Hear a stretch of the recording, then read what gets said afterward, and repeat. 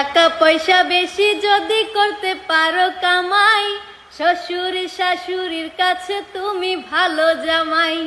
টাকা পয়সা কামাই করে শুধু দিয়ে যায়, শালা শালের কাছে তুমি ভালো দুলাবাই।